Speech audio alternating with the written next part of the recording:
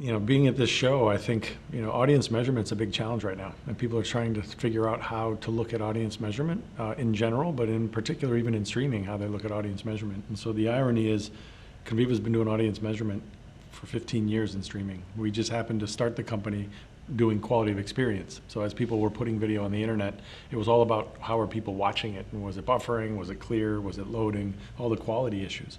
But to do that, we had to measure every single audience's session, and we had to collect every second of the session so that we could show them their census level audience quality by session. So we started the company doing measurement from the very beginning, but just focused on, at the time, what was the #1 pressing priority, which is QoE.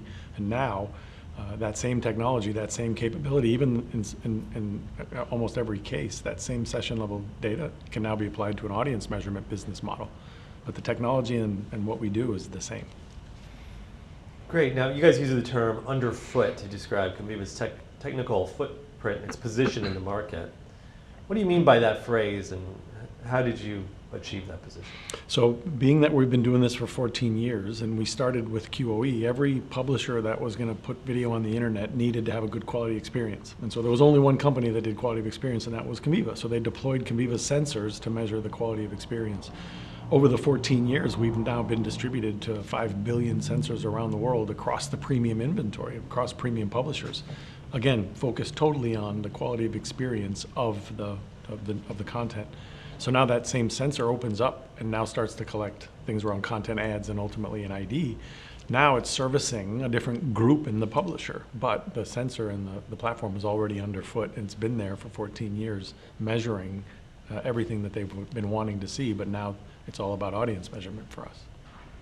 Right, so you have this stream sensor product. What is that? What does it do exactly? Yeah, so the stream sensor is essentially like a funnel that sits in the video player, and it collects everything around the session. So as you go load any one of our publishers, CBS, Fox, NBC, you click play, and as soon as you click play, the sensor starts measuring the video session, and it measures every second, and it starts to collect everything from events, like if you have a buffering event, or content and ad metadata, so it shows what content you're watching, genre, where you get to and your engagement time, and then even the ad breaks. So as you go into an ad break, it will tell you when did the ad break start and what ads played, and that the viewer got all the way through and got to the end of the content.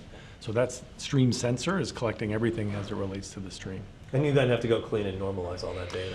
Yes, that's a great question, because most people think putting a sensor and collecting session level data is the problem. I just need a sensor collecting that stream data. But the problem is, in a fragmented device ecosystem, no two devices report the same way. So for example, iPhone and Android report signals completely differently.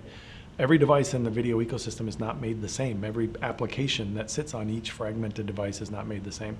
So the term normalization means that I have to collect an audience worth of data in a fragmented world and normalize that data so that when I go to click a button that says how many people watched CSI, for example, I don't have to go device by device to find that information out. It's been collected across that fragmented device ecosystem, normalized so that all the metrics, all the measurements, all the timestamps, everything is the exact same, and it's put in the platform, organized and cleaned.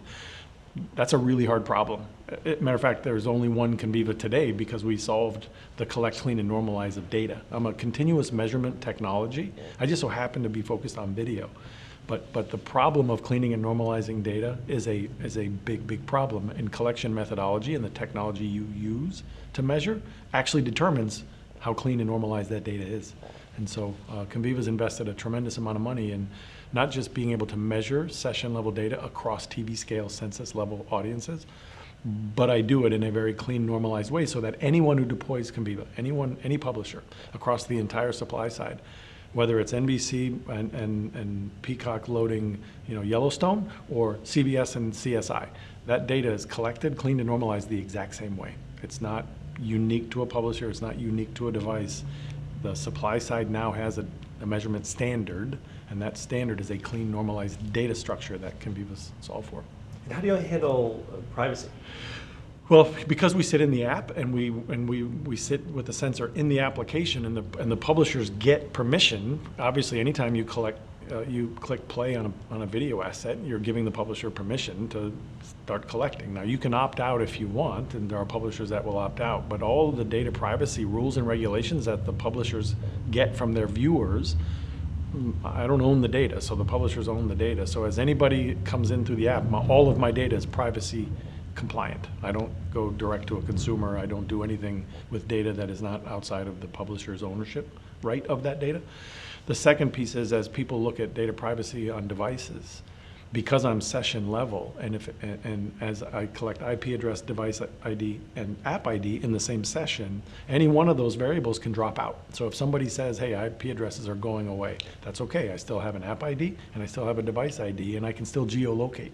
So there's always ways that when you have more signals, you can start to create better identity. So that's an example of where session level, multivariable sort of measurement, complete measurement, can sort of weather the storm of data privacies that would affect anyone else who's a single source or a single signal provider.